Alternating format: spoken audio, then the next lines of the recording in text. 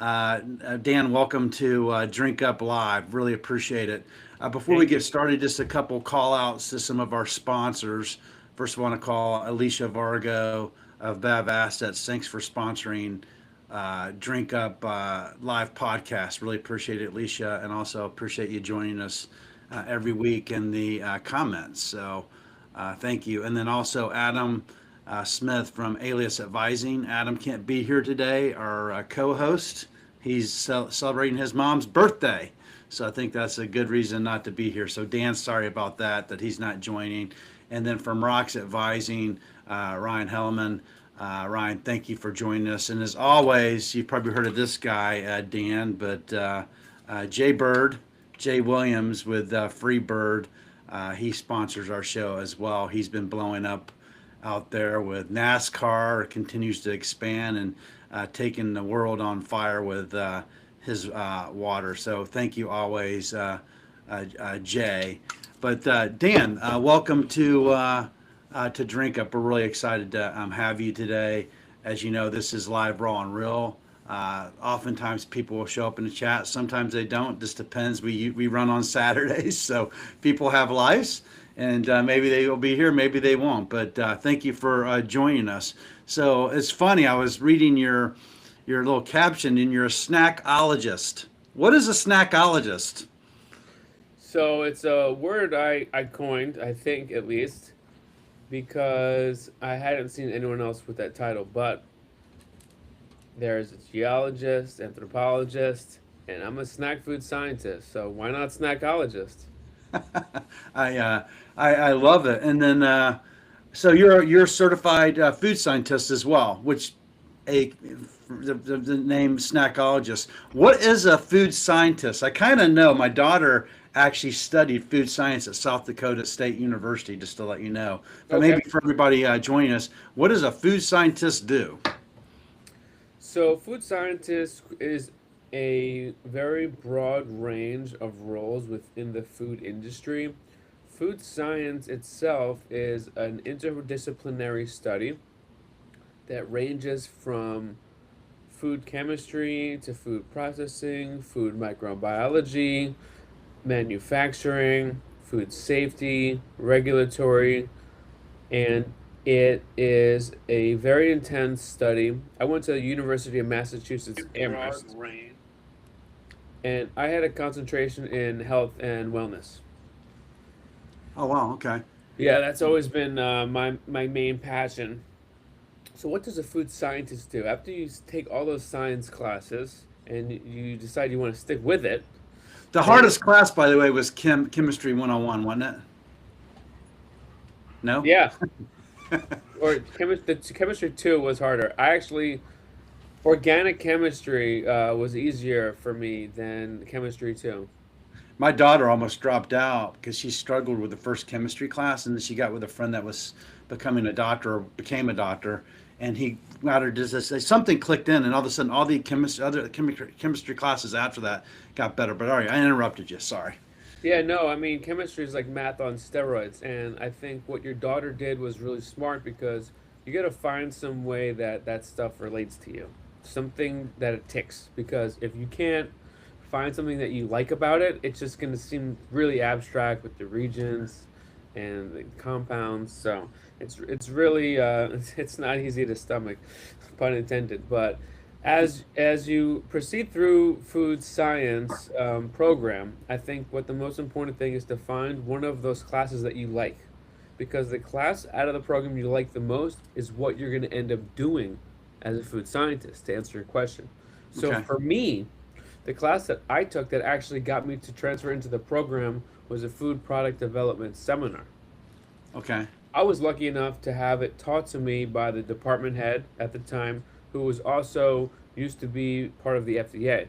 So he brought a lot of insight about the industry. He was really passionate about the industry. That's when I actually signed into the program. And I knew when I took that seminar that this is what I wanted to do in food science, product development. So that's what I've been doing for the last 20 years. A lot of other food scientists will do regulatory and work in the FDA. You can work in regulatory in the private sector, work at a CPG company, consumer products goods.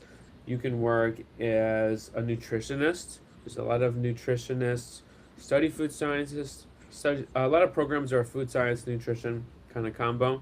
You can work as a private practice nutritionist, or you can work as a nutritionist for a food brand, helping with the labels or nutritional strategy, which is really popular at big companies, trying to work with marketing to figure out what should the nutritional hierarchy callouts be for this brand.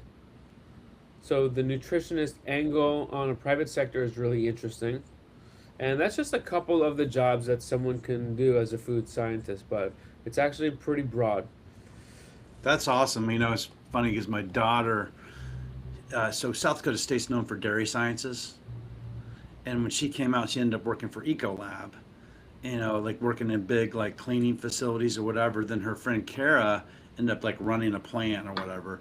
But Kirsten now is in pharmaceuticals, or she's like she's sold like medical supplies, pharmaceuticals. Hence the being I guess a STEM major, all intents and purposes. With Hmm. all the sciences behind her. So it seems like there's a broad things that you can do Yep. being a food scientist. So you're a bit of a diverse person, I believe. I was asking you before we went live, and the 1 minute, by the way, we didn't do our 15 minutes, so we're doing it now. But I was like, okay, you have this Viable Tea, but you're working for another company too. So maybe tell us a little bit about your journey, kind of where you're at, where does he want to go, and what you're doing in order to get there. But kind of tell us, kind of what are you doing now? Yeah, so I've been working as a food scientist for 20 years, as I mentioned, and I've worked for maybe a dozen companies along the way. And I've also worked as a consultant, where I've worked on another, I think, 10 to 15 brands. So I've probably worked on over 30 plus, maybe 40 brands over the years. When I had my last corporate gig, I was at Mondelez International in 2019. I worked there for 4 years. I was in the innovation group, which is a lot of fun. Got to work on some new Oreo commercializations. There's one of them right there. The What flavor is that? salted caramel brownie. Oh yeah, man. Does that still exist? That was a limited time offering, LTO as they call it. It was the first Oreo in 100 years to have a topical application. So we sprinkled salt on top. Oh Sounds wow. simple, but it was actually a very complicated process. A lot of verification, validation, commissioning, all that fun stuff. I'm surprised you haven't eaten that yet. You're gonna keep it, huh? That's an extra one. Yeah, I don't know if there's any left in that one. Yeah, Funny. that's just for my showcase. Yeah. So when I left in 2020 to start my own venture, is Viable Energy Tea. I think you're sending me. I got something from FedEx. You're sending me some Viable. I think. Yep, I believe it's on the way. I wish I could have had it so I could have enjoyed my Viable because you're our next sponsor, by the way. You didn't know that, but hey, I didn't know that. Yeah, I sent some to you so you can enjoy some. Yep. thank you. So basically, I started this in 2020 and I started consulting at the same time. So I started up my consulting shop, Apple and Orchard Labs, where I help people bring their dream products from Apple to Orchard. Oh, I love it, man. Well, you and I have a lot to talk about. We'll probably stay on the line a little bit because we were commercial guys, right? So you're the person that brings it up orchards, but if you need someone like us, when rubber meets the road, you need distribution, you need customers. That's what Alicia and I do, and we love partners like you, by the way. That's awesome. So you Cool. tell them everything, every step of the way. So you've gone through the journey, right? You know Yeah. what it takes to get that item moving. Yeah, Uh, I've gone through the journey many, many, many times. So I help people on whatever stage of the process that they're um, in terms of if it's concept ideation phase, making sure that there's a good product market fit, yeah. or prototyping, working on production, scale up, testing. And my goal is really to have, at the end of the day, a playbook where here's plan A, plan B, plan C, which one do you want to go with? And then they're ready to go. Or if they're actually ready to manufacture, have pallets of their dream product in the warehouse, ready for them, waiting to go and hit the market. That's Yeah. ideally, the full orchard, as you call it. So I've been You've doing been that going with Bible for for 6 years. since 2020? Yeah. Oh wow. So how are things going? So walk us through your journey. You didn't just arrive on the shelf and start selling thousands of cases, I'm assuming. It's been quite the journey. I'd be really interested to hear a little bit about it if you don't mind sharing. No, yeah, it's definitely been a really dynamic and challenging journey, and been learning a lot along the way. Yeah.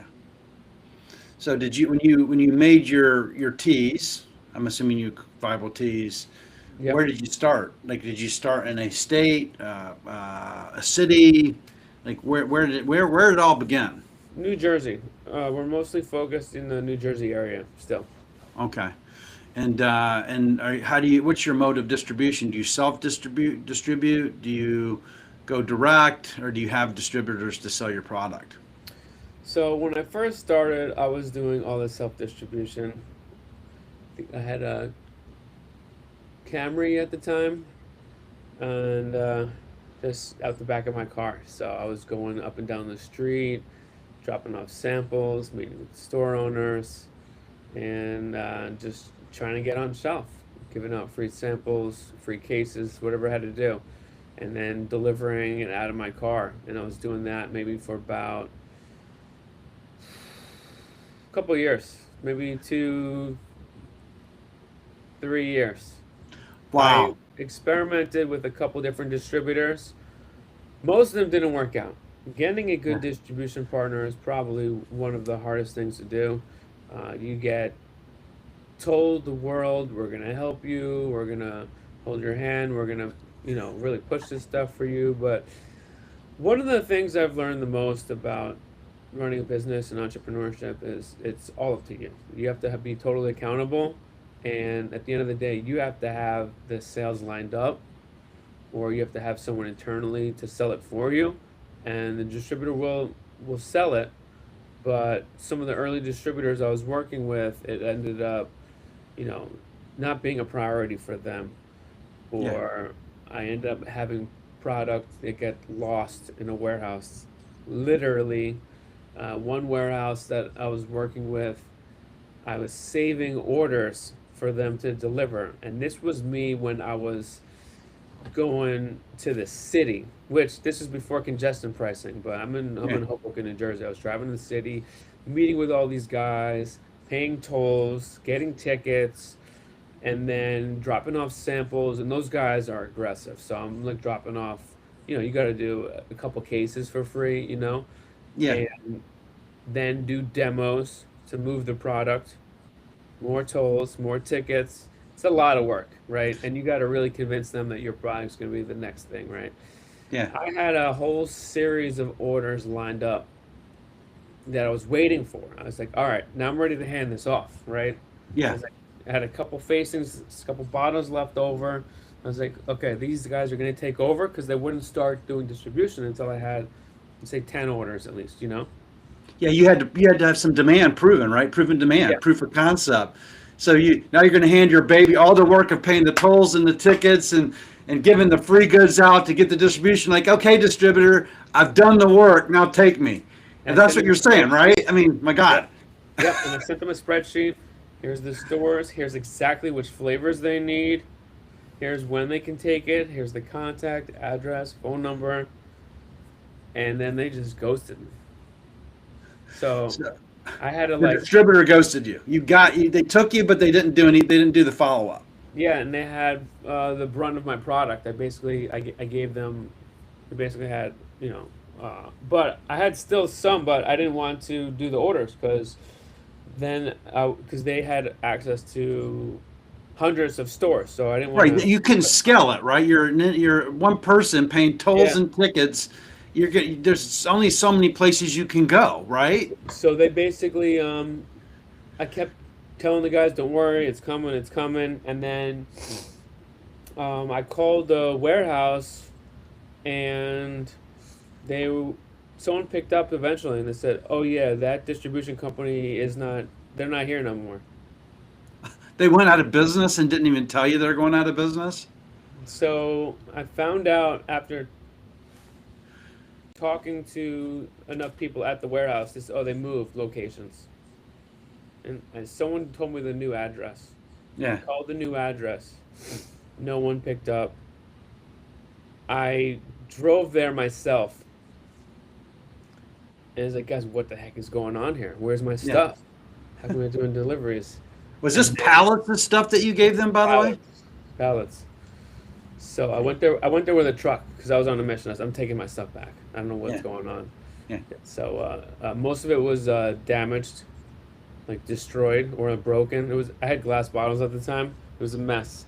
So I had to go through, salvage it, cleaned everything, and then repalletized it, put it in my truck, and I hightailed it out of there.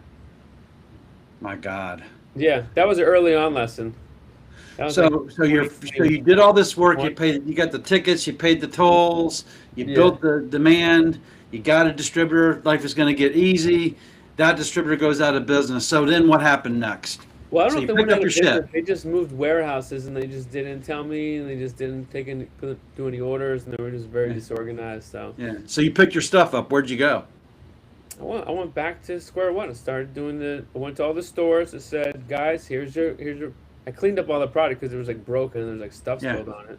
Yeah. So I had to go through it and re-sanitize all the outside of the bottles, and then get new boxes, put them in new boxes, put new labels on the boxes, tape the boxes, repalletize them. It was a lot of work, but whatever. And then I went back to the stores and I just started doing the deliveries. Some of them said, we couldn't hold your space anymore. Sorry, kid. And it was gone. Probably maybe half or most of them. And then just started going back up and down the street trying to get some more accounts. So that was a early on lesson. So this is going into year 3, I'm assuming, that you had to kind of reinvent yourself after spending 2 years building it, and in your year 3. So what happened from there? So you built demand again. Are you with a distributor now, or are you still self-distributor now? Yeah, right now we have about 4 distributors, including online distributors. Okay. So what I ended up doing was trying to do the New York stores myself, but New York is such a tough animal that I ended up not selling to the New York stores anymore. I did myself self-distributing to about 15, maybe almost 20 stores at one point, but it was just a lot of back and forth in terms of tolls, tickets, demos. It's a lot of work, you know? Yeah. And those guys get lots of refills. I remember, I'll tell you this one more story. I was going to the time that I decided not to sell to New York City anymore for now was I was going to another store, and it's like, all right, I got the hang of this. I can do this myself for now.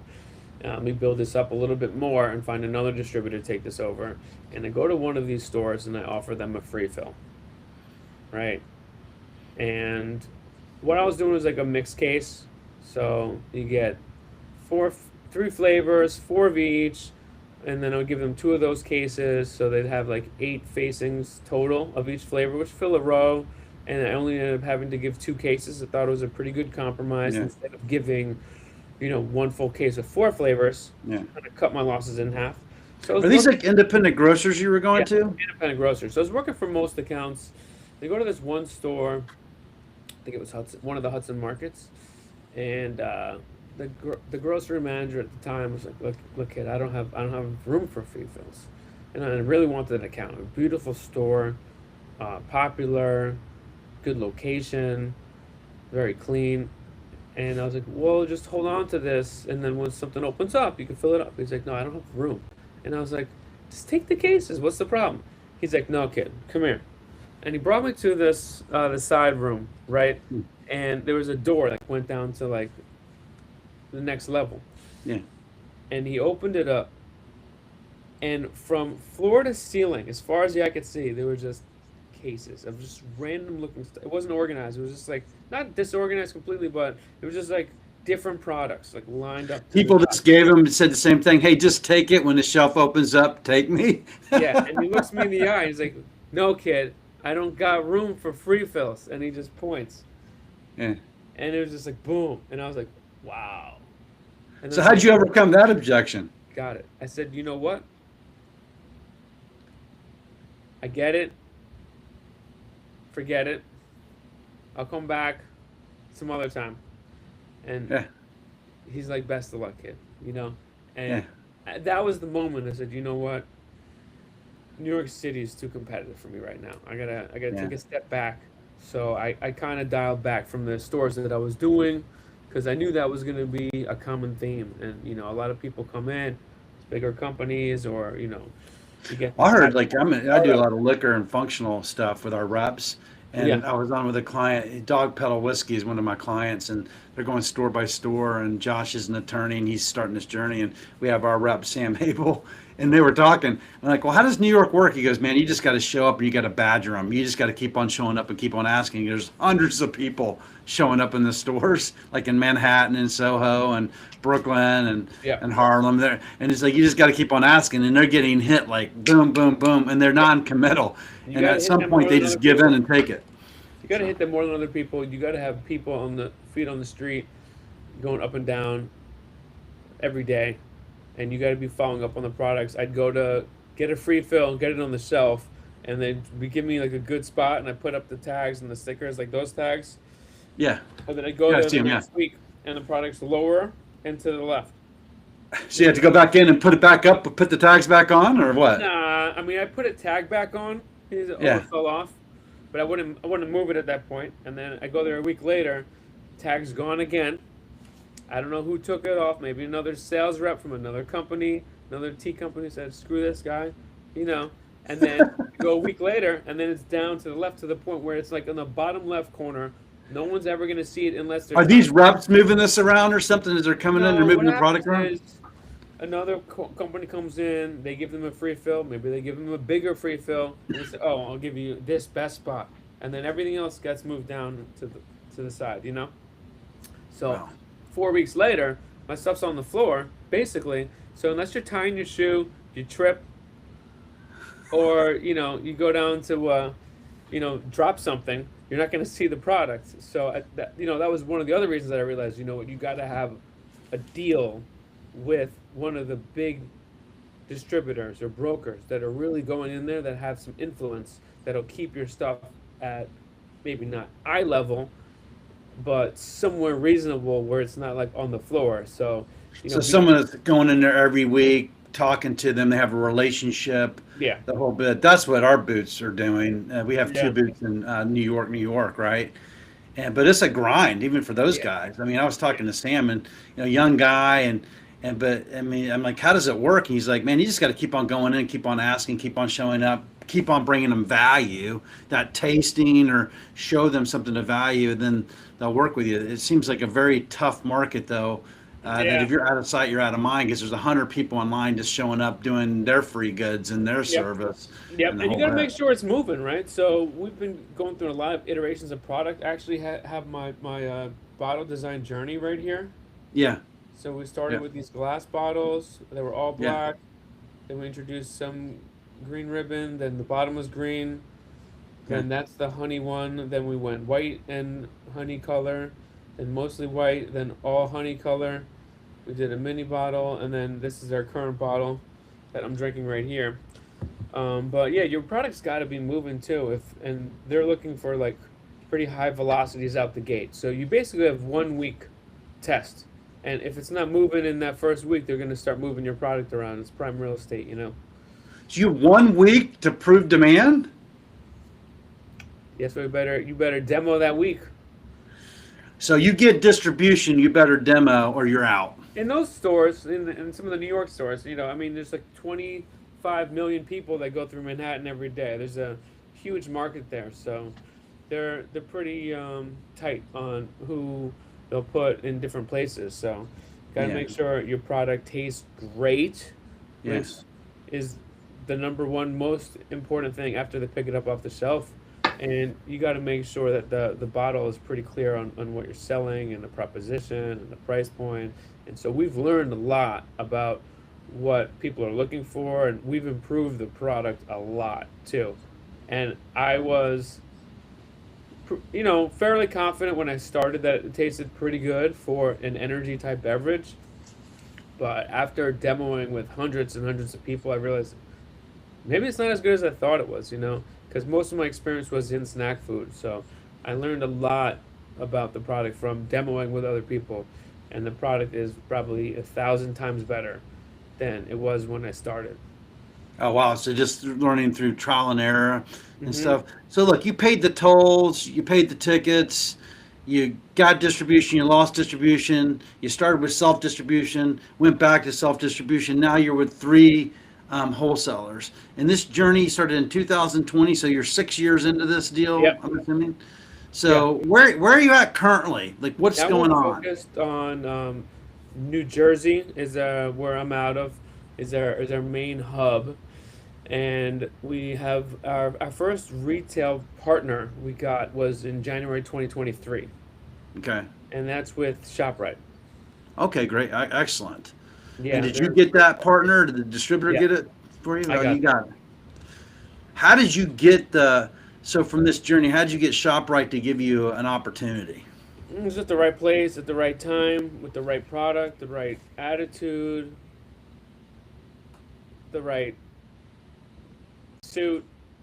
I was I was in a good place, and they were looking for products like mine, and I got a chance to present, and then I got a chance to pitch, and I got people tasting it that really liked it, and I got a chance to share the product with some people in corporate, and they were looking for my type of product, a healthier energy drink alternative, and they gave me a shot with one store to start, and then I demoed the heck out of it, man. I went there that week, right? So that's important. If you get distribution, you better go create the demand with the tasting to get it moving. Is that what you're telling us? Yeah, I mean the first store I was going to was a town that I've already demoed with hundreds of people Yeah. already, so the area was familiar with the product, so I had a head start there. But I went in, I booked 3 demos that weekend, Friday, Were- Saturday, and Sunday. And you were doing them yourself? Yeah, 5, 6 hours a pop. Oh, wow. I So you sold, get 15 hours of demos? I sold through all the product. So you were working the floor Yeah, when people yeah, were coming up. You were just like, hey, man, viable teas, taste my stuff, yeah. the whole bit. You were working it. Yep, and I sold through basically all the product, got the reorder, and did the same thing again. Friday, Saturday, Sunday, I booked back to back to back, and You sold know, through it this is a again. master class we're talking about, so keep on going, by the way. I don't know about that, but I sold through it again, Yeah. and then did more demos and sold through it again, and just kept doing demos, selling through, making sure the product looked good, Is this still at the merchandising. one store we're talking about? Yeah, Okay. yeah, So and how many weeks are you in at this point? You like a month in at this point, yeah, and we're how many about we're demos? about 4 weeks. We sold through maybe 50 cases. We sold them Okay. 50 cases in the first 4 weeks. That's really good demand, by the way. It was a That's good really start. good. Yeah. And we were supporting the product, and I was there every day checking the product, making sure it was stacked right, making sure the bottles were good. And we had glass bottles still at the time. And I was so worried that someone was going to bump into them and knock them over. And there's like kids walking around with basketballs and scooters and stuff.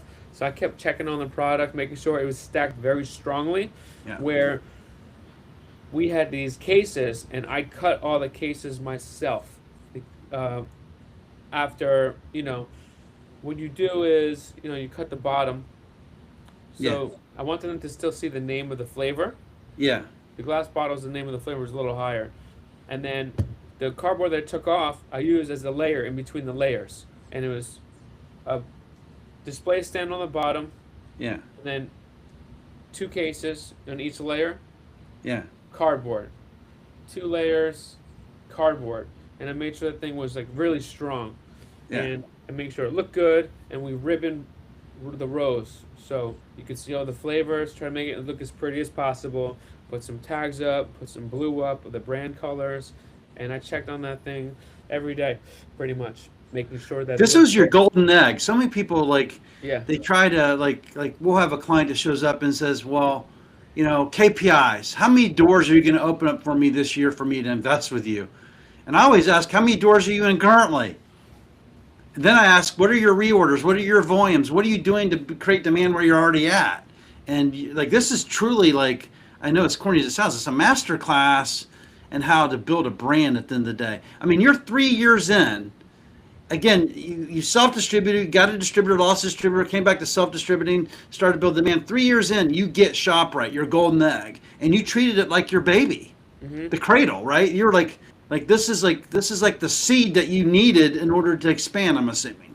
Yeah, and I treated it like that. I said, this is my opportunity, and I'm going all in on this. You don't get to pick all your opportunities in life that you get, but you get to pick which ones you go after. And this was the Yeah, opportunity that I got, and I went after it. man. And so you got through the first 4 weeks. You got the 50 cases. What happened after that? So then it just rinse and repeat. Just kept going through, making sure the product looked good on the shelf, merchandising, meeting with all of the staff as much as possible, demoing with the staff as much as. So you were Uh, training them on your product, making them believers, like they're basically your advocates for the brand when you're not there. yeah, I was like, here's the product. I'm Dan. I'm the founder. I'm a food scientist. Here's why I made the product without talking their ear off. Giving them Yeah. extra samples, meeting with the assistant store managers, the store manager, associates, friends with as many people as possible. I say what's up to the janitor, give him a fist bump, give him a sample all the time, still in every store. I've worked in restaurants myself. I've been a dishwasher. I've been a delivery boy, and I try to treat everyone that I interact with that's a worker also with Oh as much man, respect as that possible. man, that is like that speaks to my partner Alicia Varga and myself. It doesn't matter about your title, your incomes. Treat people with respect, and that just comes back twofold. So I really appreciate that. So, all right, so you 100%. got into ShopRite. How long did it take you from to get to one store to two stores to four stores? What happened? So it was a couple months. It was that March where they said, you know what, it's moving. We'll give you some more stores, and then I got 6 more stores.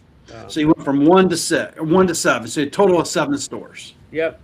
And then it was the same thing. We set up some shippers, some case stacks, and I was checking up on all the product, and I've already improved the process And of. are you self-distributing at this time still? Yeah.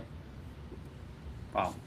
So basically, we were doing case stacks, and I was figuring out better ways to stack the cases to make them look prettier. I tried this like blue ribbon thing that I thought looked good, but it didn't look so good. Then I tried this blue tape, which I thought looked good, but didn't look good. Then I found these blue, see like those red shelf price strips. Yep. Yep. So I found blue ones, and then that was my next iteration. So constantly testing and optimizing, trying to make it look better and better and better. Yeah. And so I had like these blue shelf strips around each layer because I Yeah. didn't have the way established brand would do it is Yeah. you wouldn't have you might not have the products come in brown cases Yeah. boxes. You'd have them come in the trays, right? Yeah. So that you can just stack the trays already with the products. And those trays, if you can afford it, you want them to have branding on it, ideally colored, like bright colors, so you don't have to do Yeah. anything. But I didn't have that. I had boxes, so I'm still cutting the boxes, and then I'm turning them into nice looking trays by taping these shelf tags on them. It was a lot of work to set these displays up, but I set up every one. Sometimes it took me an hour or more to set these up. I was insanely meticulous. Like the people in the store saw me cutting, slicing, taping, stacking. I said, "Wow, this guy really cares about his product." And they So were, those 7 stores, were you in there like every week, every yeah, day? Were you doing tastings every week? Like what was yeah, going on? yeah. I was doing tastings every weekend, and I'm in the stores every other So you were day. doing 7 tastings a weekend. Oh, not 7 a week, but I was doing about at least four or five a week. Wow. So you were so those accounts you were working to create the demand. Like Yeah, I'm the founder. This is my tea. You're talking to the staff in those 7 stores, and you're just working it. Yeah, and I found out an interesting tidbit for anyone that sometimes when you're talking to customers, telling them that you're founder is not always the best move off the bat, because Okay.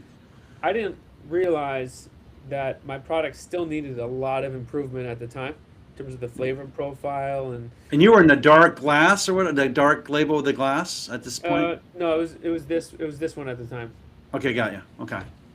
Okay.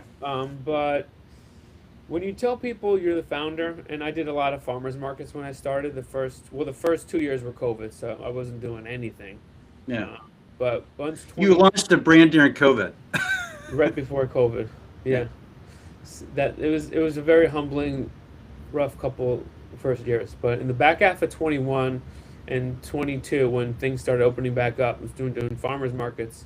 People were just happy to be at a farmers market, you know. And Yeah. I'm the founder. They're not gonna say your product stinks. They're like, this is Yeah. great. We're doing farmers markets again. You're the Yeah. founder. Great. This is good. I love everything. This is great. You know. Yeah. I was like, Because oh, people aren't going to tell you the truth. patting myself on the back. Yeah. And then even when I was doing some of the ShopRite demos, people I'm the founder. They're like, oh, it's really good. I like it. And then I started testing just instinctively, and I had done as a product developer lots of taste tests in the past, like hundreds, right? Um, whether they're at corporate offices or whatever. So I started playing the demo guy, as I like to call him, right? So I don't say I'm the founder. I don't have a sign up about me as the founder. Just, hey man, just here for the demo, you know. And Yeah. then it's, what do you think? And I say it's a little bitter, or it's a little bit of an aftertaste. And Yeah. I was like, what? Everyone's been telling me it's good. What are you talking about? And then I started asking more people. I said, I got some work to do. So just a little The bit of food a, scientist brain kicks in. It's like, oh man, we got to do some yeah, reformulating here to figure out the taste profile. yeah, I mean, it was Amazing. for a product that's low in sugar, all natural, and has a lot of health benefits, and that's tea based. It was still, I'm going to say, trying to be objectively pretty good, but it still had room for improvement, right? I Yeah. think that when any product launches, you should always think, how do I get better? How do I get more people Yeah. to give you the thumbs up, right? I call it the 80-20 rule. Like, you want 80% of the people to, let's say, the sweetness, to think that the sweetness is good. 10% are going to say it's too sweet. 10% is going to say it's not sweet enough. So that's about as good as you could possibly get on most Okay. attributes. And so that's kind of where the gold standard is. Or if from a purchase intent standpoint, you want to be like 90% or above. How do you validate a purchase intent? If someone actually takes the product and they buy it and they put it in their cart, right? As Yeah. opposed to like a focus group or a consumer location test and like more traditional consumer testing. Yeah. So those were kind of the gold standards, but basically I was doing, a lot of the groundwork, doing the demos, learning about the product, taking notes, and then we started doing good in those stores, and then I was able to flip the demand to get a distributor. So they basically said, we want to keep growing your business in ShopRite. Um, and I said, How many stores were you at the time when you flipped it to distributor to get the distributor to that pick was you in up? the 7 stores. Oh wow! So you showed the demand, and what was the demand? So how many cases across the 7 stores were you selling on a monthly basis? We were doing about 2.5 cases per week per store, I think. Wow! So that 14. So 14. I'm getting 20. So like 100 cases. I'm just gonna round up, but like 100 cases a month. I don't know exactly. Yeah, I know I'm a little higher, but that's really good demand across 7 stores. I mean, I've sat in front of Walmart, in Bentonville, and they've shared their demand numbers with me. Yeah, And they also look at like revenue generation, what it's generating, dollars per store per week is yep. a metric that they look at. I don't know if you face that with your current grocers and independents and stuff that you're working with, but that's what usually they look at Hmm. in terms of overall category Yeah, performance. yeah. So, I mean, a lot of it was driven from me doing a lot of work, right? So, I mean, every founder or every person that starts a brand, what Dan just said, everybody, pay attention. He built it 1 store at a time, and he went and worked the market. I just posted about this morning. Everybody thinks they get distribution and they disappear. I call that ghost distribution because the distributor's going to do nothing. Hmm. I mean, even after you got distribution, I'm assuming you didn't stop working. You kept on going. Working more, yeah.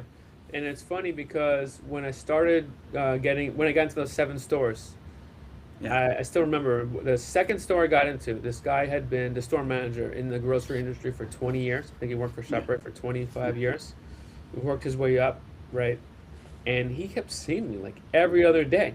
He's like, "You're back?" And I'm like, "Yeah, I'm just checking on the display." He goes, "I've never seen anyone in my entire career that takes care of their product as well as you do."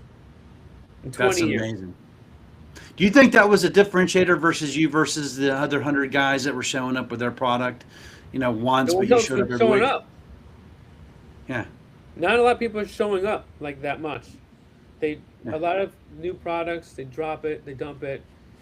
But you have to think about it. A lot of brands like ShopRites, they don't care, or whatever retailer they get into, they don't care. They're just trying to get into as many doors as possible. They get VC money, right? They Yeah. get investors. They get, I don't know, 500,000, $2 million. They get a big investment, and now the clock is ticking, and the VC venture capital company wants to turn around their investment, and they want to sell within 3 to 5 years, right? So So they don't care about the yeah, product. It's not their they baby. care This about is a about couple new selling stores. and selling in 3 to 5 years. It's funny. We have brands like, yeah, my goal is to sell in 3 to 5 years. I'm like, the odds of that happening are 0 to none. Try 10 to 15, and if you still want to be in business. If you act like you'll sell in 3 to 5 years, you'll be out of business in 3 to 5 years. Not because you sold it. God, well, you just said 10 to 15. You know who Tito's is? Tito's Beverage? Hmm. Tito's took 20 years to build his brand, and he went bankrupt twice. Yeah, it takes a long, long, long, long time. As far as I can see, I've seen a lot of brands that started after me that already got out before me, and it wasn't because they got bought out. And that's Wow. because they went into too many stores too quickly, and they're trying to be in 100 stores here, 100 stores there, 1,000 stores there, and they didn't give themselves enough time to learn about their product from the customers, learn about the proposition, improve the product, and also build an audience, build a local following, and Yeah. doing a lot of that work. So a lot of people drop off products and they'll deliver it to an Acme or a ShopRite or a Safeway, whatever chain they're in, and then they don't go there again because they're already on to the next one. Their VC's calling Yeah. them, "We need more stores. We need more stores," without focusing enough on incubating like the ones that they have. But I've learned so much from just interacting with customers, and sometimes it's just in the aisle. I'll go to a store, Sam. You might not believe this, but basically, I'm gonna say about 50% of the time, if I'm going to check on the store and I see someone in the tea aisle or energy drink, wherever the product happens to be, I'll sell them on the product. So half the time I do a store check, I sell at least one bottle, just in the aisle. Wow. Are you still doing that today? Yeah. So 20. So fast forward, now we're in about almost 40 something ShopRites. That's awesome. By the way, 6 years to get to 40 shop rights, but you have the demand in those 40 shop rights. We're still building them. So this last 2024, I did 175 demos. Wow. I told Wow. myself, Yourself? yeah, I told myself when I got into ShopRite, I'm gonna dedicate every weekend to doing demos, and I did that. 2023, 2024, 2025 was my record. I did 201 demos myself. That's amazing. Yeah. I'm like this. So this, like, I don't know, man. The universe is talking to me. But all right, so Then last year I did 171 you're demos. slacking off, man. Get it back up to 200. I know. So I've been doing about 4 to 5 demos a week, every week, ever since. All right, so you tested it, and you're in the building phase, I guess, of this. You're still building. Is that? Would you say? So I took 4 things: test Yeah. it, build it, scale it, and sell it, or keep it. Right. So are you? Would you say you're still in the building phase? Yeah, we're in the building phase. We've learned a lot. I'm still learning. I don't want to say I stopped learning because you should never Yeah. stop learning. But I've learned so much, and we've optimized our products where they're basically all at 80, that 80-20 rule, 80%. 90% Yeah. purchase, 80% purchase intent, and I have some of the products that when they taste it, I'm shooting like 90, 95. People that try it are buying it. Oh, wow. So we got Wow. the products in a really, really good place right now, and I think we're in building phase, but I think we're right before that inflection point, where we're ready to scale, and we're Yeah. waiting for the next set of partners to scale with. Are you looking for funding? We're in the fundraising phase right now. All right. And how many total accounts are you in currently in Jersey? About like 100 something. Okay, 100 accounts. And then total cases that you sold last year, can you share that number? I don't know the number, but I wouldn't be able to share it. Okay, got it. That's amazing, by the way, the story that you've shared with us this morning, because so many people show up and they think they're going to be the next Olipop. And I say this every week or every other week. Adam will appreciate this, but and look, I'm rooting for the people that they've scaled it, they sold it, and they made them millions of dollars. But the majority of the people that are going to start their journey need to listen to this, Dan, and what you shared, because that's what truly takes to build a brand. We have clients, we represent tequilas to RTDs to functional brands, and we have boots on the ground, right? And we'll run into clients and they'll get very frustrated and impatient with us. We're like, look, we're the first stage is foundation work, and foundation work means no one knows who you are, so we got to build the foundation, and that's the hardest part. Hmm. And listening to you, I think it took you multiple years to build your foundation, and Hmm. the way you did that was liquid to lips and Hmm. showing up and talking to the accounts. You were the boots on the ground for your product. And so many people, they think that they should have growth and demand from the day one, Yeah. and no one knows who you are. And the only way they knew who you were is because you went and talked to them, and you're still going into grocery store aisles and you're talking to the person you sell at least one bottle of tea. Hmm. That's Yep. that's amazing to me. Yeah. All right, It's a lot so of let work, me. and it's not something you can just start shooting Instagram ads off of, or Facebook or Amazon ads. That's People get inundated with that. You got to actually like talk to people. People don't want to buy from brands; they want to buy from people. So you got to meet people face to face. That's amazing. So in our a couple people showed up in our chat. Hello, Alicia, Joshua. Thanks for joining. Um, What's up, guys? uh, Kesar, I don't know if I'm pronouncing your name, but he says good morning. He said creator of sales, Rosa Brandy at Riboli Wines here. Good to hear common stories. So Stella Rosa, which is great. Yes, as they have so many. You see, what does he say? It says, yes, as they here have so many other brands, it will sit in the warehouse in control state. That can be end of it all, right? So you get into distribution. If you're not like going and working the market, would be great. And then he said, what else did he say here? I guess he just said it twice, but it just what rings with me is everybody thinks if I get to Southern Glacier Wine and Spirits, or if I get to a big food distributor, whatever, they're going to go do the work. But the reality is you're just a price inside a salesman's computer on some type of Excel spreadsheet, and they're never going to mention you.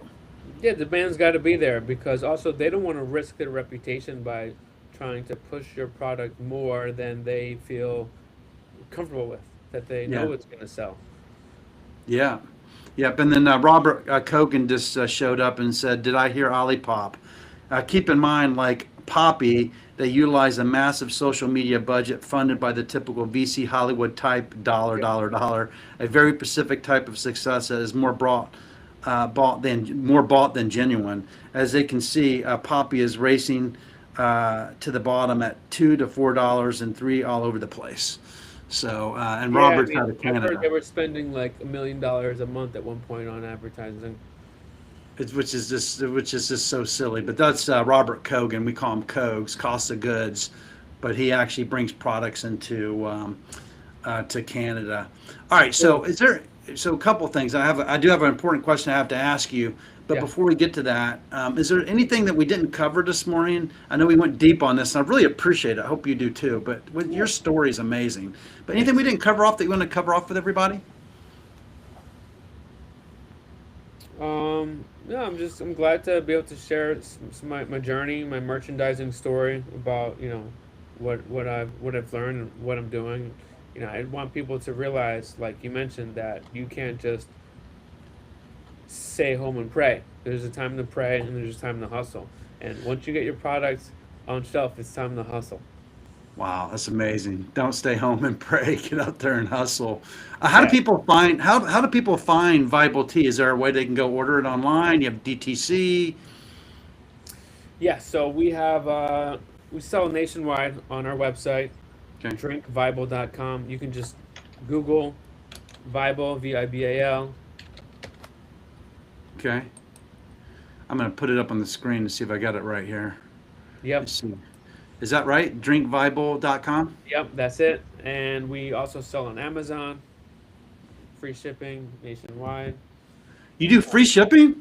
Yeah, of course, you got it these days. Amazing. Well, Well, I'm excited to get my Viable Tea.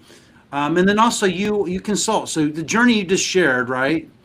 You'll walk people through what you just walked us through. You tell them the hard facts of what it takes to build a brand. Is this part of your how you work with your clients?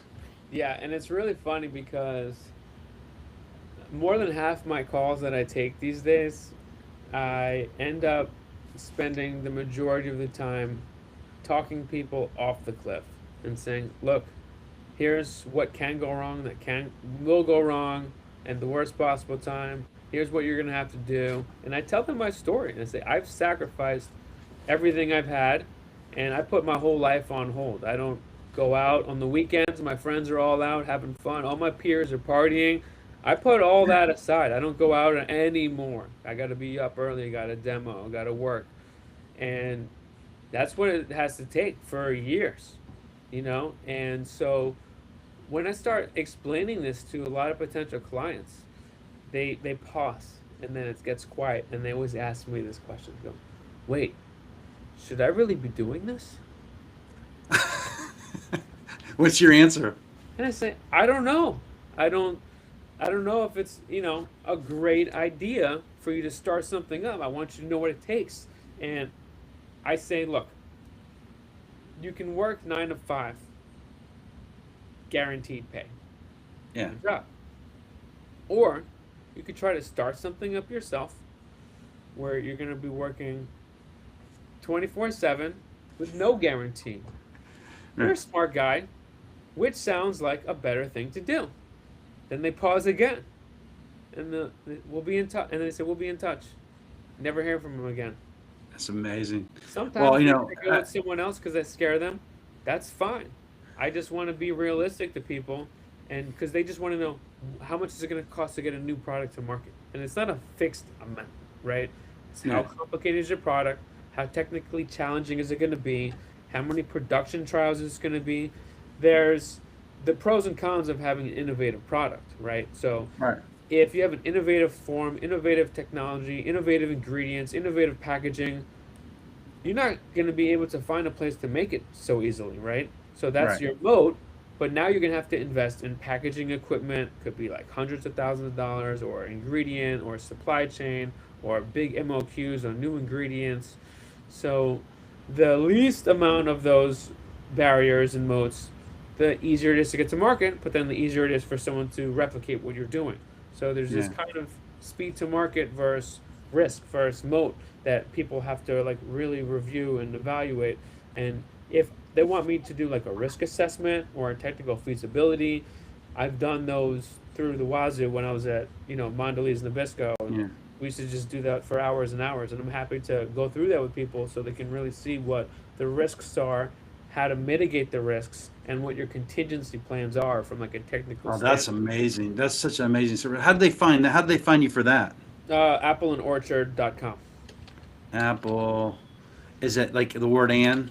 Yep, Andy spelled out. I'll put it up on the screen and see if I got this right too. Hold on a second. Let's see here. Is that right?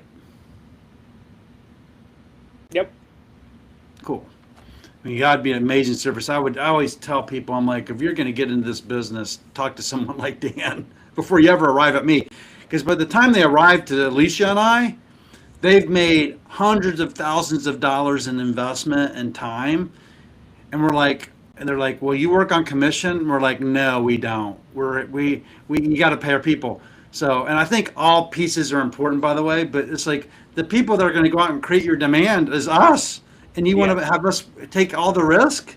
You We gotta don't get do you that. gotta get the product down first. Too many Yeah, times people try to circumnavigate using a food scientist, and it's really scary. There's a lot of brands out there that have not used a food scientist. And I told you when we started this call all yeah, the things that food scientists do. So when you yeah, have a food science consultant, you're getting an entire food science department to look at your regulatory, to look at your safety, to look at your shelf life, to look at your yeah. processing, to look at your manufacturing, to look at your product quality. So you review all that with a food scientist. A lot of times people have a friend that's a chef, or a friend that works in the kitchen, or a friend that's good in the kitchen, and they give them a little bit of a false confidence. Not saying Mhm. against chefs or cooks, but it's a very different discipline bringing a product from scale to the market versus Yeah, making a dish or bringing a menu item. There's a lot more that's involved with supply chain, manufacturing, stability, food safety. And so a lot of times people start to reach out to a food scientist after something bad has happened, or when it's too late, amazing. when they're losing a Yeah, ton of money, or when they have a shelf life problem. So you really got to do that ahead of time. And the money that you spend working on a food scientist, I'm not trying to sell myself, but you work with an agency or someone else, is going to save you a dollar on every penny, basically, because you could spend hundreds of thousands of dollars on product and then realize it's the wrong product, and then you're going to be out before you start it versus, if you spend $50,000 ahead of time making sure that you're protecting your investment. If this is something that you did a career change for, you want to make sure you have your product locked in. So I yeah. urge Make everyone to work with a food talk scientist. talk to Dan Levinson, man. Apple and Orchards, and he's been through the journey that we shared this morning.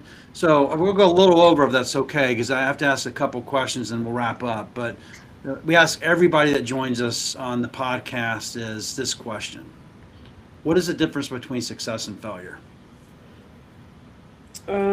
I think a lot of it's mental, right? What are your goals? What does success mean to you? If you want to be the next Olipop and have a $1 billion exit, you're probably gonna fail because that's an insanely high field goal to hit. If your goal is to manufacture a new product and get it to the market and that's it, then your chances of succeeding are a lot higher. And that was my goal from the get-go, and I've succeeded to do that. I've developed my own product, I brought it to the market, created a demand, and launched the product on the market. You have to make sure that you set reasonable goals, and what is your ultimate goal? Like, do we want to be one of the top 10 energy teas in the country? That's our new goal. That's a very big goal. You have to know what your goal is to succeed, and take bite-sized steps. Wow, that's amazing. And what keeps you going? This has been a hell of a journey, man. I mean, what you described is not easy, by the way. You sacrificed your entire personal life to build your brand. Yeah. Well, it's funny because my reason to be RTB has been for helping inspire others to live a healthier and happier life, which is what the product ended up doing for me. So I built this brand, I built this product, Viable, because originally I was really out of shape. I was overweight, was obese technically, and the doctor told me I had prediabetes. And I wanted to start being active again. I love tea. I started making my own tea. This got me moving. I started walking, started going to the gym once a week, then twice a week. This last week, I worked out about 10 times. I work out about 10 or 15 times a week now. I think 2 weeks ago, I worked out 17 times, and that's taking Saturday and Sunday off. So that's within 5 days. And Wow. now I'm in the best shape of my life, and I want to inspire other people. So what keeps me going is every time I had a long chat with someone yesterday, they just started working out, they started doing pull-ups and push-ups, and they're getting healthier. I talk to a bunch of friends that are going to the gym more. My friend from college, he started working out more, and I get messages all the time. Hey man, you inspired me. I'm starting to work out more. I'm getting healthier. I meet people at a demo. They say, "Oh, is it pre-workout? I don't really work out." I said, "Well, you start tomorrow. Just do 10 push-ups, you know." And just having people tell me that they started working out, they're starting to lose weight or get back in shape or feel stronger, more confident, all of those things is what keeps me going. That is amazing. Hence the health and wellness background, Yeah. which is great, right? And then what does Bible stand for? Does it stand for anything? I know we asked about that. What does Bible Yeah. stand for? Bible stands for vibes and balance because it's all about good vibes, balanced energy. Got it. Good vibes, balance, energy. And Yeah. then your type of teas. How many teas do you have today? We have 5 products today. Okay. And what are they? Honey, lemon, pomegranate, tropical punch, spicy ginger. You ever thought about a hibiscus? Yes, I have thought about that. Yeah, I drink hibiscus teas. It's probably me being selfish, so I can have the my viable teas. I'll be your number one fan moving forward.